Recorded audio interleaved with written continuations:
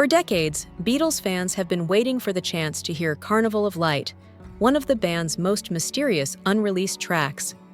Yet once again, the experimental piece remains buried in the archives, recorded during the Sgt.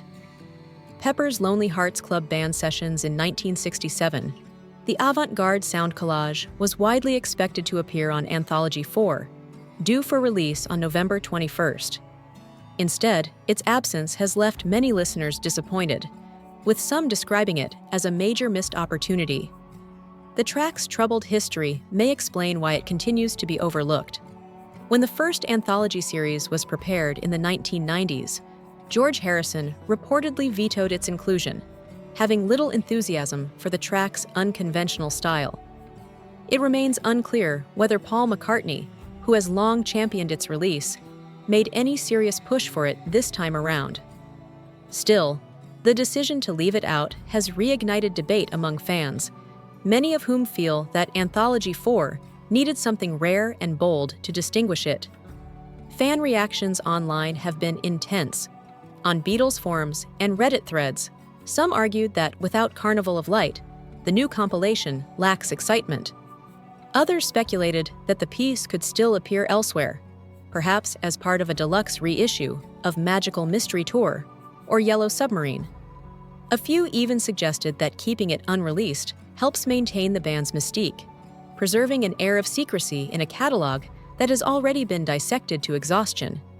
Still, frustration dominates much of the conversation. Fans pointed out that the group's archives contain hours of fascinating material that rarely see the light of day.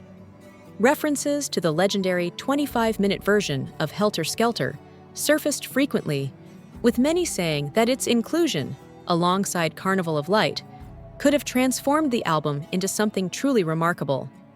Others lamented the continued absence of cult favorites, like Watching Rainbows and Palace of the King of the Birds, which remain locked away despite frequent fan interest. Even though Now and Then was promoted as the final Beatles song, hope persists that future anniversary editions will open the vaults a little wider. And yet, one title dominates every discussion: Carnival of Light.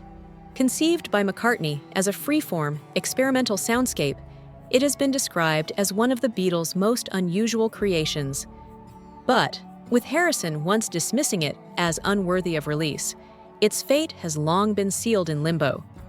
For now, it remains the great unheard artifact of the Beatles' career, a track that continues to spark curiosity, speculation, and frustration in equal measure.